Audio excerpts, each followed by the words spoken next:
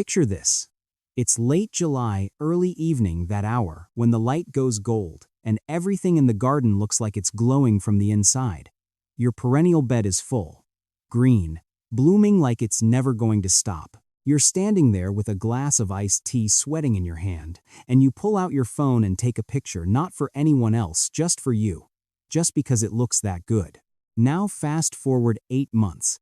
It's a gray Tuesday in March. There's still a little frost on the grass. You've got your coffee in one hand, and you walk out in your slippers because you can't wait one more day to check on things. You're looking for that first green nub pushing up through the soil, the sign that says, "Okay, we made it." And it's not there. You get down on your knees right there in the wet grass. You brush the mulch aside with your fingers, half expecting to find it hiding under there. Nothing. Just cold, dark, empty dirt where something used to live. Something you planted. Something you watered by hand on hot evenings. Something you talked to, if you're being honest.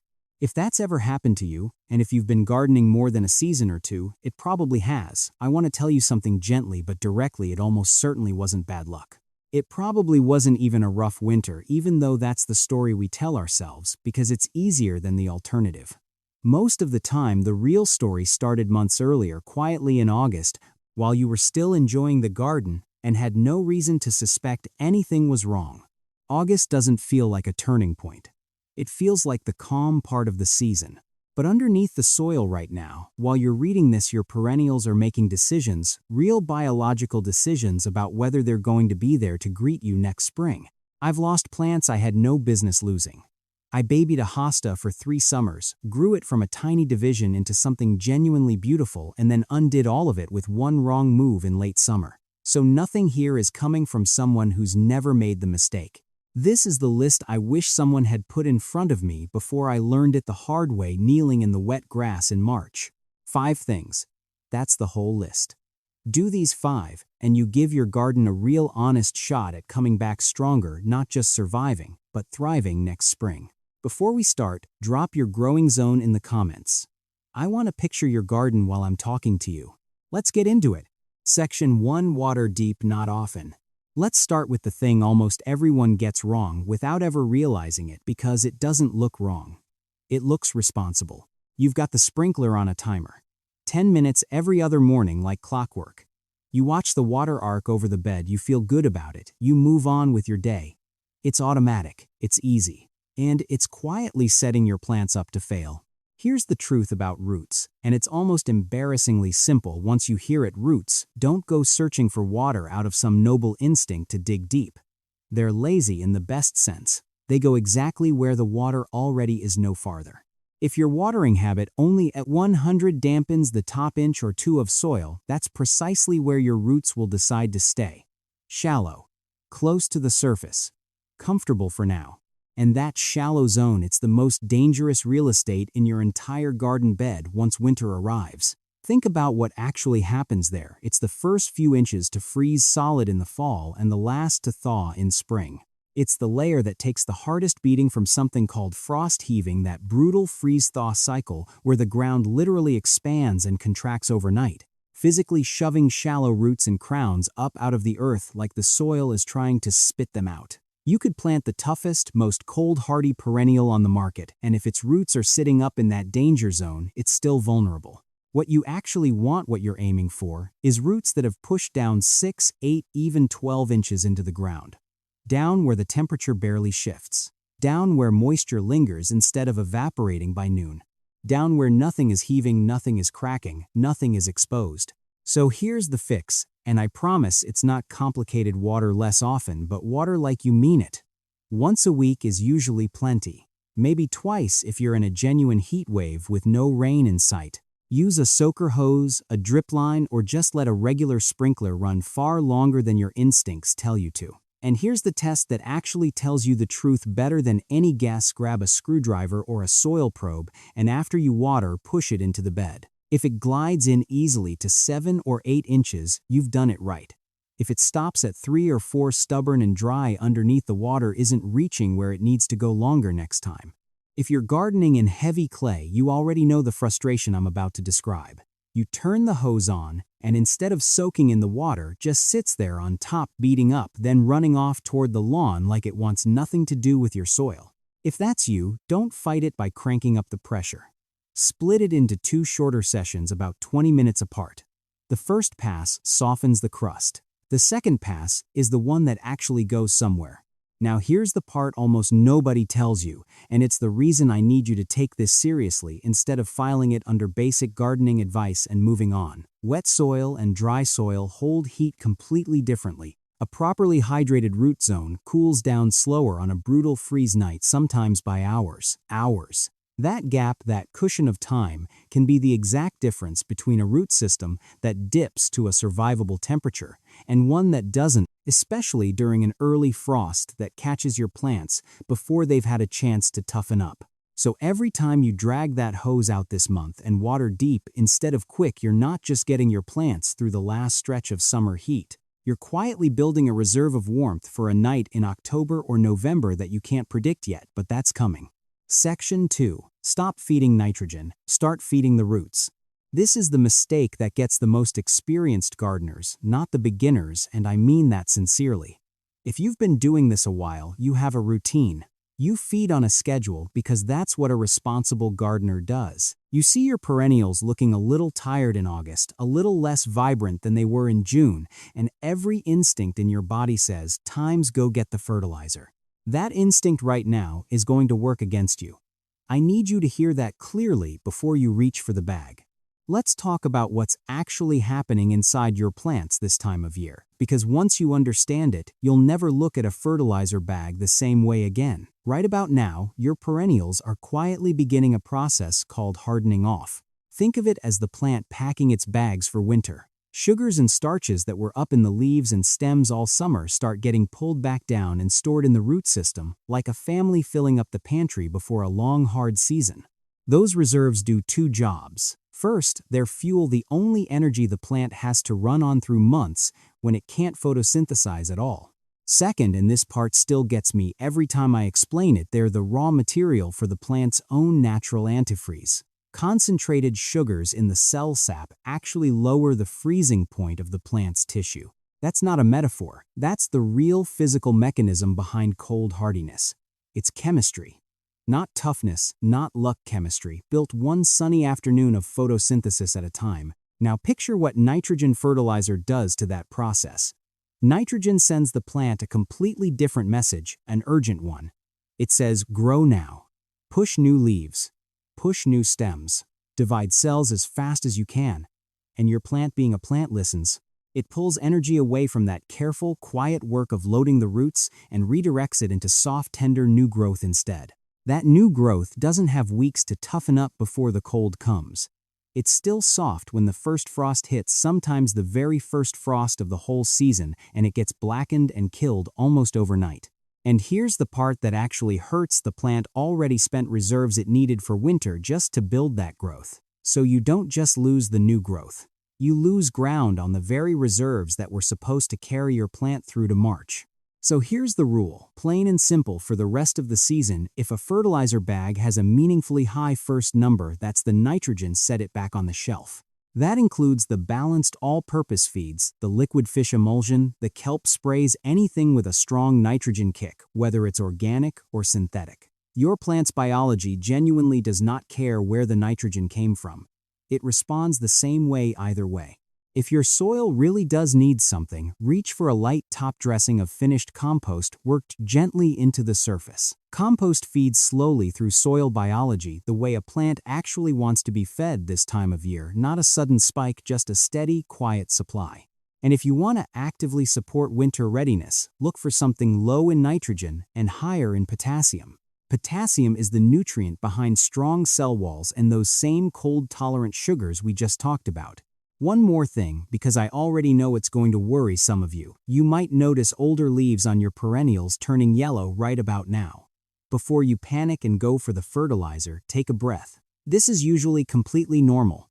That yellowing is often just the plant pulling resources out of its older leaves and sending them down to the roots, exactly the process we want happening.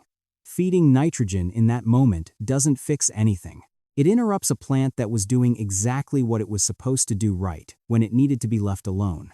If you're genuinely unsure what your soil needs, most county extension offices will run a soil test for a few dollars, sometimes for free. It's real information instead of a guess, and it's worth the 10 minutes it takes to request it. And one quick practical tip while we're here, because I know a lot of people have stared at a fertilizer bag and had no idea what they were actually looking at. Those 3 numbers on the front separated by dashes always mean the same, and thing nitrogen, phosphorus, potassium in that order. A bag labeled the 10th of October 2010 is feeding equal parts of all 3, and that first 10 is exactly the kind of load we're trying to avoid right now. What you want in late summer looks more like a 3012 or a 408, that first number low, or gone entirely, that third number doing the real work. Get in the habit of flipping the bag over before you buy anything for the bed this time of year. It takes 5 seconds, and it's the difference between helping your garden and quietly working against it without ever meaning to. Section 3. Know which plants to leave alone with the pruners. August has a particular feeling to it, doesn't it? The garden's starting to look a little tired, a little ragged around the edges, and there's this itch to go out there with the pruners and just clean everything up, tidy it, make it look cared for again. I want you to sit with that itch for a second before you act on it, because pruning the wrong plant at the wrong moment can cost you an entire year of flowers, and you won't even know it happened until next spring shows up bare. There are really 2 groups of plants to hold in your mind here. Group 1, the plants that need you to leave their base alone. A lot of your classic late summer bloomers, sedum, salvia, Russian sage plants like that, hold onto a low mound of foliage right at the base, even once the flower stalks up top are done for the season. That low growth isn't leftover clutter waiting to be tidied away. It's working. It acts like a windbreak wrapped around the crown, trapping a thin layer of warmer air on brutal cold nights, physically standing between the plant's most vulnerable point and direct frost. Shear that away in the name of a neat garden, and you've stripped off the plant's own winter coat right before the season it needed it most. With these plants, the only thing on the table for August is the spent flower stalk, and honestly, even that's optional. A lot of gardeners leave the dried seed heads standing all winter on purpose, because goldfinches and chickadees will work those stalks for food on the coldest days, and there's something quietly beautiful about watching birds feed in a garden you thought was done for the year. Either way, the base stays. Don't touch it. Group 2, the plants that bloom on old wood. This is where the truly expensive mistakes live, because the damage is invisible right now. Certain shrubs, panicle hydrangea is one, lilac is another, are already forming next year's flower buds on this year's wood quietly right this minute, with nothing to see on the outside. If you prune them back in August or fall, thinking you're just neatening things up, you are physically cutting off flowers that haven't even opened yet, flowers that were never going to open until next June. The plant will leaf out just fine come spring. It'll look healthy. It just won't bloom, and you'll stand there wondering what went wrong, with no way of knowing the answer was decided months earlier by a well-meaning afternoon with the pruners. The safe move with old wood bloomers is to prune right after they finish flowering. For most, that's late spring or very early summer, and then leave them completely alone until that cycle comes back around. If you're not sure which category a plant belongs to, take 30 seconds and look up the variety before you make a single cut. 30 seconds against a whole season of flowers is not a hard trade. And a quick word for anyone in a colder zone with roses: skip any serious pruning in August. Cutting wakes the plant up, pushes fresh growth, and that fresh growth needs real-time weeks to toughen up before it can handle actual cold. There usually isn't enough season left for that to happen safely. Deadheading the spent blooms is fine, even encouraged. Structural pruning can wait until the plant is properly fully dormant. If you remember nothing else from this section, remember this: if a plant is still holding a tight mound of leaves at its base, leave the mound. If a plant already set its buds on last year's wood, leave the wood. When you're not sure, don't cut. You can always prune later. You can't undo a cut that already took next year's flowers with it. Section 4. Deal with pests and mildew before they settle in for winter. August is peak season for 2 things that quietly work against your garden's winter odds without ever looking: urgent pest pressure and powdery mildew. Most people glance at both and think time's cosmetic problem. I'll deal with it eventually. I want to change your mind about that, because eventually is exactly what these 2 are counting on. Start with the pests. Heat, humidity, thick summer foliage, all of it pushes insect populations up fast right now. Aphid colonies can multiply within days. Beetles and caterpillars are eating aggressively before they either move on or tuck in for the season. Here's the connection most people never quite make. Your plant's leaves aren't just there to look nice. They're the factory, the actual machinery that converts sunlight into the sugars getting stored in the roots for winter. Heavy pest damage takes that factory offline right when the plant needs it running at full capacity. Less leaf means less stored energy, and less stored energy means a weaker plant walking into the cold. There's a second, quieter problem underneath that one. A lot of pest species use exactly this window right now this month to set up their overwintering spot. Eggs get tucked into plant debris, into cracks along old stems down in the mulch layer where nobody's looking. Whatever survives the next few weeks undisturbed is largely what you'll be facing again come spring, except by then it'll already have a head start on you. So build the habit of actually checking your plants, not just walking past and glancing. Get close.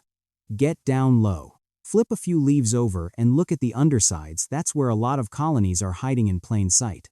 Go out with a flashlight in the evening too, since several common pests, slugs, and earwigs among them mostly come out after dark when your daytime check would have missed them entirely. For a light aphid problem, a strong blast from the hose knocks a surprising number loose and is often all you need. For anything heavier, an insecticidal soap or a targeted biological product for caterpillars will handle most home garden situations without harming the beneficial insects you actually want around. Now let's talk about powdery mildew, because the timing of what's happening on those leaves right now is something almost nobody ever explains properly.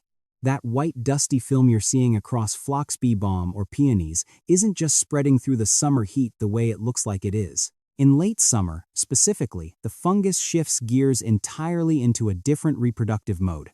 It starts building tiny, tough survival structures right into the infected leaf tissue. And if you get close and really look, you can sometimes see them small dark specks embedded in the surface, almost like the leaf has developed freckles. Those structures are engineered quite literally to survive exactly what's coming: freezing, thawing, total dryness, all of it. They don't die when the leaf does. They ride out the entire winter sitting on that dead foliage, and the instant your plant pushes out fresh new growth next spring, they release spores directly onto it. That's the whole reason mildew always seems to show up a little earlier and a little worse every single year. Last year's leftover debris is reinfecting this year's plant before it's even had a chance. The fix isn't glamorous, but it works. Cut off and remove infected foliage now, rather than letting it die back naturally and fall the way you might, with healthy growth. Don't leave it lying in the bed. Don't toss it on the home compost pile either. Most backyard setups never get hot enough for long enough to actually kill those survival structures, no matter how diligently you turn the pile. Bag it for municipal yard waste if your area accepts it for hot composting, or just put it in the trash. While you're out there, this is also a good moment to thin anything that's grown in too tight. Powdery mildew loves still, humid air, so a little extra breathing room between plants next season will meaningfully cut down how bad the infection gets. When you're dividing or replanting this month, give the mildew-prone plants more space than the tag ever suggests. The airflow is worth every inch. One more small habit worth building: water at the base of the plant instead of overhead whenever you can manage it. Wetting the foliage itself, especially in the evening, hands fungal spores exactly the damp environment they need to take hold and spread to the leaf next door overnight. A soaker hose or drip line does this automatically. Even if you're out there with a handheld hose, aim low and let the leaves stay dry. It's a small shift, but paired with the cleanup we just talked about, it noticeably slows how fast mildew finds its way back once you've knocked it down. Section 5. Mulch at the right time, not just at some point. Last one on the list, and it's honestly the easiest to execute, but the timing has to be right, because doing it too early or too late both work against you in different ways. A lot of people, once the air starts smelling like fall, feel this pull to go mulch everything right away just to check it off the list. I understand the instinct, but it's one of the more common mistakes out there. Mulch too early, while the soil underneath is still warm, and you trap heat and moisture right against the crown of the plant, a near-perfect setup for rot, and it can also trick the plant into staying active longer than it should. Mulch too late after the ground's already been through its first hard freeze, and you've missed the entire point of doing it because winter mulch was never really about keeping the ground from freezing in the first place. It's about keeping the ground from freezing and thawing over and over again and again all winter long. That repeated freeze-thaw cycle is the real damage. It's what physically heaves shallow roots and crowns up out of the soil overnight, leaving them exposed to drying wind and killing cold with nothing between them and the élément. A good layer of mulch laid down at the right moment buffers the soil against those wild swings and holds it at a steadier, more consistent cold instead of letting it lurch back and forth. So the window you're aiming for is after the ground has had its first light frost or two, once your plants have genuinely settled into dormancy, but before a hard sustained freeze locks everything down for the season. In most zones, that lands somewhere in the back half of fall. This is prep you're thinking through in August, so you're not scrambling when the temperature actually drops, but the mulching itself happens later once real cold has arrived, not now. When the time does come, reach for something like shredded bark straw or chopped leaves, materials that insulate well but still let a little air and water through underneath. Aim for roughly 2 to 3 inches spread evenly across the whole root zone, and leave a small gap right around the base of the stem or crown itself. Piling mulch directly against the stem traps moisture right where you don't want it and invites the exact rot problem you're trying to prevent in the first place. If you're growing in containers, they need this even more than your in-ground beds because a pot has no surrounding earth to buffer the cold from every side the way garden soil does. Grouping your pots together against a wall and mulching over the top of the soil in each one gives them a meaningfully better shot at coming through the winter intact. Go ahead and mark your calendar now for when your first frost typically hits your area and plan to mulch about 1 to 2 weeks after that. It's a small window, but hitting it is genuinely one of the highest leverage, lowest effort things you'll do in the garden all season. So that's the list. Water deep instead of often. Set the nitrogen aside and let the roots quietly load up on reserves. Learn which plants want you to leave the pruners in the shed. Get ahead of the pests and the mildew before they get comfortable for winter. And mulch at the right moment, not the moment it just starts to feel like fall. None of this is complicated. None of it costs much. But skip enough of it, and you're the one kneeling in the wet grass next March, brushing mulch aside with cold fingers looking for something that isn't there anymore. I'll be honest with you, I've gotten at least 3 of these wrong myself in different years, with different plants I genuinely loved having in that bed. That's exactly why I sat down and made this video the way I did, not as someone who's never lost a plant, but as someone who's lost enough of them to finally pay attention. Tell me in the comments which one of these 5 did you already know, and which one caught you off guard. And if you're the kind of gardener who's replaced the same plant more than once because it just didn't come back, you're not alone, not even close.